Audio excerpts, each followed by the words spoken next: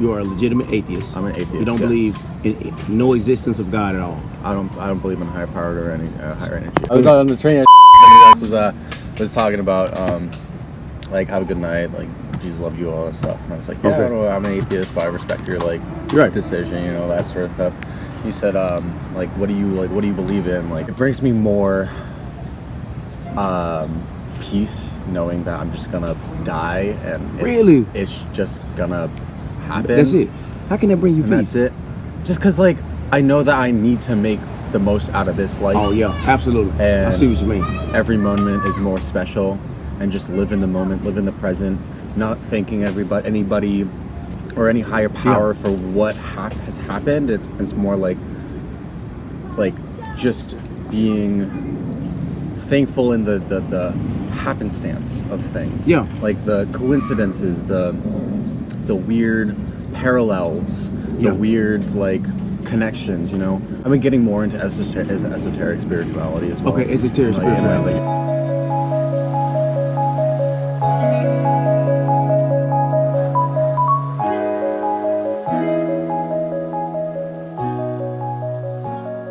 In terms of energies, in terms of like reincarnation, that sort of stuff. Okay.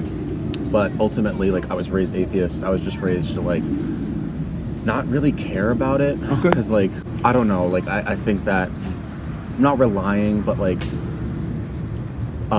excusing or having the ability to excuse something to a higher power. I don't know, it doesn't push you as hard, I think. Didn't push you as hard? It doesn't push me as hard, at least. So how did you come to your conclusion that God doesn't exist at all? See, and that's interesting because it's like a lot of people I think take this atheism as like an absolutism. Okay. And like obviously I don't know enough to know for sure. I see. Good answer. Maybe that's a great answer. Maybe that's the higher energy keeping me in that level, right? Right. I don't know. I don't see like a necessity to find that answer for myself. I see what you're saying. You know? But you don't believe in an scientific possibility that nothing created everything, right? You know, I don't think that nothing created everything, but I do believe in the chemical science-based claims and theories, more so than a higher power putting everything together, or a higher energy putting everything together, you know? Like, I believe more in the Big Bang, in the millions and trillions and billions of years that it takes for this land to form and these people to come out and I'm a big traveler. Okay. And it's really interesting to me. I'm a big hiker. I'm a big nature person. So I look at it and I think about it all the time because it's vast. It's like you don't understand it. In religions as type of myth, as a type of cultural folk tradition, and that's like I understand that and I respect that a lot. Right. It's just like not for me to like follow and like you know. Yeah, subscribe to. Exactly. So all right, let me see if I can change your mind just a little bit. I can prove God's existence in a matter of 30 seconds. Mm-hmm. All right. What if I just told you that this building behind you just created itself? Mm-hmm. What would you say to that? I would ask, in what context did it create itself? Of course, buildings don't create themselves. Even though you don't see the builder, you know that the builder exists simply because the building exists. Paintings don't paint themselves, right? Mm-hmm. So you see a painting, and it just didn't fall on the page. You know that painter exists even though you don't see the painting. Right. So we don't let worlds just don't create themselves, and trees and puppies and dogs and cats and rats, right? It violates even common sense that things just don't come out and create themselves, right? Sure. So what do you think? Evolution.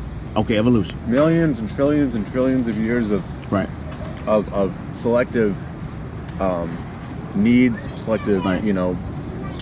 You ever heard of like Galapagos Islands? Like that's sort of that whole Darwinism experiment. Yes. In terms of the birds needed to get to a certain plant, so they evolved different beaks, and like that is, I think, is the utmost like unprovable example of evolution, because it's like clear, like you have like weird in the ocean like you've never seen before. I know. Isn't it amazing? Why? Because they have to adapt to that environment. I think is a more rounded and like succinct explanation for me. Wouldn't it take more faith to say that everything just came out of nothing and into existence, and to say God just literally just created everything, which actually takes more faith?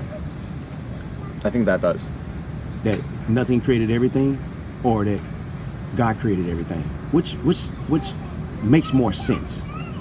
Well, based on what you believe. To me, it's nothing created everything. Okay, all right. Yeah. How would you answer 4 basic questions of life that everybody's going to ask at some point? First, people ask is, how did we get here? The other one is, what's the purpose of life? The other one is, why is the world so screwed up and messed up? Everybody asks that question. You might not like my answer to that. I would love your answer. And then the other one is, what do you think the fix is? Number one. Number one is origin. How do we even originate? How do we Big come? Bang. Big I Bang believe theory. in chemical reactions theory. Gotcha. You know. Okay. Evolution. We come to where we are. Gotcha. What was the second question? So what's your purpose? Why do you think you exist? I love that question. Okay. I don't think there's a set answer for anybody. It's really difficult because it's like, yeah, you're born with certain privileges or losses, you know. I got you. In your circumstances, in your place of being. Right. I think humans' purpose is to eat, you know. Yeah. Or sleep. I mean, just enjoy life. Survive. Yeah. And survive. Yeah. do what you have to do within that parameter. Yeah. Of where you are and what you have aspirations for, and well, no matter who you hurt, no matter who you hurt, right? Exactly. Because tomorrow we die, right? Exactly. So which explains why the world is so messed up. That, in part, it's greedy. Yeah. And I think that if I were any type of religious, I would be a Satanist. Okay, tell me why. Because that is so interesting, man. I love you, man. I think that humans are inherently evil, and I think that the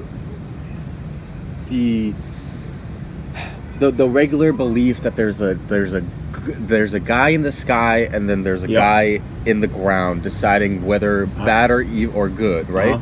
You get into heaven if you're good, you get to hell if you're bad. But if the devil's purpose is to punish, isn't he doing the good job, as in punishing the sinners? Why would? Wow. Right? Yeah. I see what you're saying. And I believe that if you're good, if you avoid all that sin, then you can live a peaceful afterlife of nothingness, reincarnation, whatever the hell you believe in. But I think that if there was some sort of energy, it would be an evil energy, because that is the most corrupting thing, and that is the most overpowering thing. And I would agree with you. But here's how you determine what's evil. You're determining what's evil because you have some type of standard of goodness. Because you could not come up and say evil is evil if you don't have, you are measuring it by something. That's how you know that there's an absolute good somewhere. Fair. Which pretty much tells you that somewhere God exists, because he said that, think about like a bike. Take a bike. You would not have rust without the bike. Rust is only produced because of metal, right? So evil is an absence of what is good. Evil actually tells you that God does exist, simply because what evil is just an absence of goodness. So it explains why the world is messed up. You're right, because men are corrupt even from birth, based on what the Bible says. Now here's the fix, because you want to know what the fix is. So based on what the Bible says, even if you don't believe it, Diego, the Bible talks about a literal 2 people that God created, and their name was Adam and Eve, and God told them don't eat from the tree. So as soon as they ate from the tree, they brought darkness in. Everything was good, everything was perfect. Sex, murder, no school shootings, no sexually transmitted diseases. As soon as they sinned, they disobeyed God, and God said, I am such a good God that I have to punish Eve. It's what he did. Man's heart started to be corrupted. And think about right now, some of the sin that you enjoy. Sin is fun, but it has a price to pay. I talk to many people that are involved in sexual sin. People have HIV because of that. They have kids without any fathers in the home, all because of sin. Because one of the questions you have, if God is so good, why does he let evil run rampant without doing anything? If you were a police officer and you seen somebody getting raped or shot, would you try to stop it because you had the authority and the power? Yes, you would. God sees stuff happen evil every day. He has authority and the power. Why does he stop it? Now here's why. Here's why he doesn't stop it. If God got rid of all evil all at once, he'd probably start with you. He'll start with me. So he's so loving and so patient that his love and patience holds back his wrath so that people will come to understand exactly who he is. And here's how we know who he is. Roughly 2,000 years ago, this is historically rooted in history, that a man named Jesus, based on Jesus history, is real. He's legitimately real. Yeah. The only question that people have about Jesus, there's only three possible scenarios, Diego. Either he was lying about him saying he's away, or he was crazy to say something like that, or he was really who he said he was. So liar, was he a lunatic or was he really Lord? Well, here's how you know he was Lord. The resurrection proves that nobody can find the body. Nobody's ever really debunked the resurrection. People have theories, but none of the theories line up or make sense. So God loved us so much that he sent his son. He took the sin of the world upon himself. All of the sin of the world, your sin, my sin, and God became guilty. Jesus became guilty for what we done was wrong.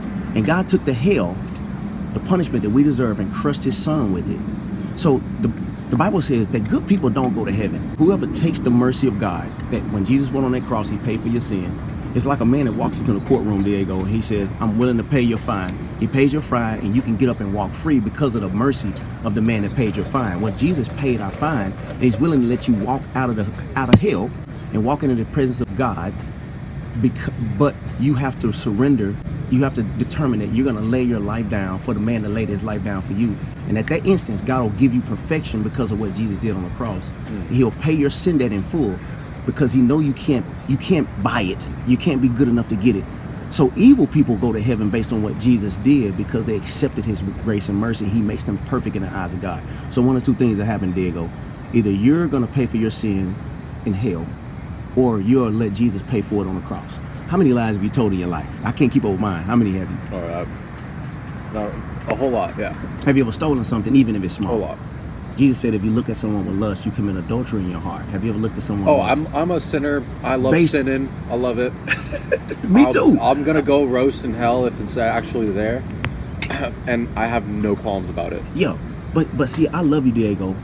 Man, and I don't even know you, but I am drawn. I love you. I'm not, no homo. Yeah. But I want you to have the same Jesus. And if you would just consider it, pick up a Bible and just read it and say, God, if you exist, show me who you are. Because here's the question. If Christianity was true, would you become a follower of Jesus or would you not? I wouldn't. All right. So now it's not a matter of It's not a matter of it's not logic. it's not a matter of convincing. Yeah. It's not a matter of like logic. Yeah. You love to see it. Yes. And I'm stuck in my ways, Exactly. and I know that. You don't want. Okay, fine. Okay. I won't. I know that I won't really like change my life for that. You know. So it all comes down to really, you just don't want God to exist because you love your sin. Well, I mean, you could say it like that, but I also don't think that it's like that much important to me. You know. Right. And I think that believing in nature, believing in the convalescence is like better than an absolutism. But you have parents, you have people that you love in life. Mm-hmm. Man, if you really love the people you love in life, and you'll want to consider Jesus, simply because if you don't, man, this will be the last place you ever see everybody you ever love again. And you don't have kids. Have you kids yet? No, I don't really want them. I feel you, especially born into a world like this. Yeah. But you probably will at some point. And to look in the eyes of your kid and knowing that it'll be the last place you ever see them, simply because you love your sin more, man, that's going to be very devastating to find out that God was actually real, heaven is real, and Jesus loved you enough to sacrifice his son for you, or he sacrificed himself for you, and you chose what? The love of your sin more than the love. I was like that too, Diego. And I'm glad that I had somebody to come back and share the message of the gospel with me. And I just hope you consider it, man. What you thinking? I definitely won't consider it. I love you I so definitely much. probably will never ever get into religion. I got you. Again, it's not that I love sinning so much in that particular, in that particular like argument. That particular wordage. Yes, sir. But I do think that sin is important to enjoy life a little bit more. I see, baby. But I don't even believe in being sober all the time. So I think that it stifles the creative mind. You said you don't believe in being sober all the time? All the time. No, straight edge. No, I don't believe in that. Because I think that is important to stay creative, to stay like quick problem solving, like this, that, and the third. You need something that throws you off your balance. I see what you mean. I hope this conversation at least at some point get you to look into it, but maybe not. Hey man, but if not, and if anything, it gets you to understand why people will believe in. That's true. Why people are atheists. This is a great conversation.